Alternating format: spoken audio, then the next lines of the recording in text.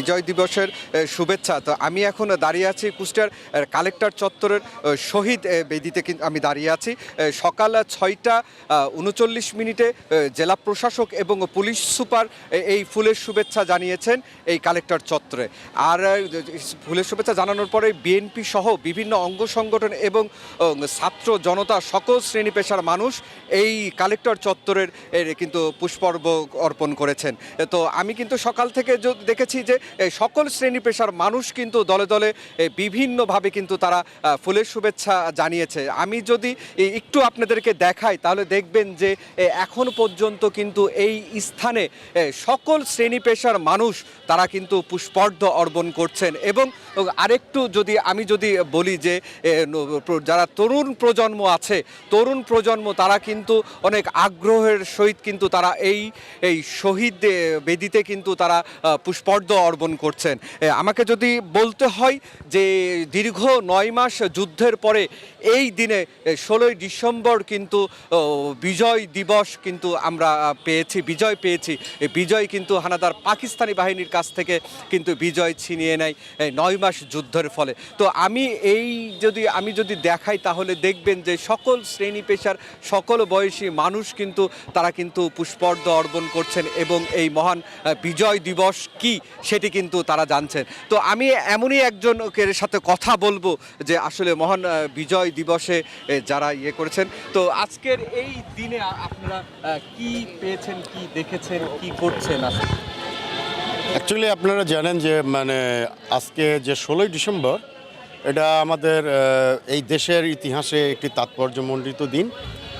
Because ১৯৪৭ সালে যে দেশ বিভক্ত হয়েছিল পাকিস্তান এবং ভারত, এবং সেই পাকিস্তানের দুইটি প্রদেশ ছিল, পূর্ব পাকিস্তান এবং পশ্চিম পাকিস্তান। আমরা ছিলাম, এই বাংলাদেশ ছিলাম পূর্ব পাকিস্তান। এই পূর্ব পাকিস্তানের এই টোটাল জনগোষ্ঠীর বিরুদ্ধে কিন্তু পশ্চিমা শাসক গোষ্ঠী পশ্চিম পাকিস্তানের যে দীর্ঘদিনের অর্থনৈতিক রাজনৈতিক নিপীড়ন, শোষণ, বঞ্চনার যে ইতিহাস, তারই ধারাবাহিকতায় কিন্তু আন্দোলন সংগ্রাম সংগঠিত হয়েছে বিভিন্ন সময়ে। ৫২ ভাষা আন্দোলন থেকে সেটি সূচনা হয়েছিল এবং আপনারা জানেন তারই এক পর্যায়ে সেই ধারাবাহিকতায় সেই আন্দোলনের সিঁড়ি বেয়ে ১৯৭১ সালের ৯ মাসে রক্তক্ষয়ী সংগ্রামের মধ্য দিয়ে কিন্তু আমরা এক সাগর রক্তের বিনিময়ে, অসংখ্য শহীদের রক্তের বিনিময়ে, লক্ষ লক্ষ শহীদের রক্তের বিনিময়ে, মা বোনের সম্ভ্রমানির মধ্য দিয়ে আমরা স্বাধীন সার্বভৌম বাংলাদেশ পেয়েছিলাম। কিন্তু পরবর্তী সময়ে আমরা দেখেছি স্বাধীনতার সেই স্বপ্ন কখনো বাস্তবায়িত হয় নাই। গণতন্ত্র অনুপস্থিত, দেশের সংসদীয় গণতন্ত্র নেই, রাষ্ট্রপতি শাসিত সরকার, একনায়কের সরকার শেখ মুজিবের নেতৃত্বে। এবং পরবর্তী সময়ে আপনারা জানেন শহীদ রাষ্ট্রপতি জিয়াউর রহমানের নেতৃত্বে দেশে আবার সেই বাকশাল সরকারের পরিবর্তে আবার গণতন্ত্র ফিরিয়ে দেওয়া হয়েছিল রাজনীতি করার। কিন্তু তার পরবর্তী সময়ে আপনারা দেখেছেন ২০০৮ সালে মঈনুদ্দিন ফখরুদ্দিনের ষড়যন্ত্রে শেখ হাসিনার সরকার প্রতিষ্ঠিত হয়েছিল এবং তারা যে জনগণের উপর অত্যাচার, দুর্নীতি, লুটপাট, গুম, হত্যা করেছিল, তারই পরিপ্রেক্ষিতে দেশের ছাত্র জনতা ঐক্যবদ্ধ আন্দোলনের মধ্যে দিয়ে ২০০০ ছাত্র যুব জনতা তাদের রক্তের মধ্য দিয়ে কিন্তু ৫ই আগস্টের মধ্য দিয়ে শেখ হাসিনার পতন ঘটিয়েছে। আমরা একটা এই বাংলাদেশে মনে হচ্ছে দ্বিতীয়বার আমরা একটা ৫ই আগস্ট দ্বিতীয়বার একটি নতুন বাংলাদেশ পেয়েছি। যে এই নতুন বাংলাদেশে আমাদের প্রত্যাশা দেশে গণতন্ত্র থাকবে, দেশ অর্থনৈতিকভাবে সমৃদ্ধশালী হবে, শোষণমুক্ত সমাজ ব্যবস্থা কায়েম হবে, দুর্নীতিমুক্ত বাংলাদেশ গঠিত হবে। এটি হচ্ছে আমাদের প্রত্যাশা আজকের এই মহান বিজয় দিবসে। ধন্যবাদ।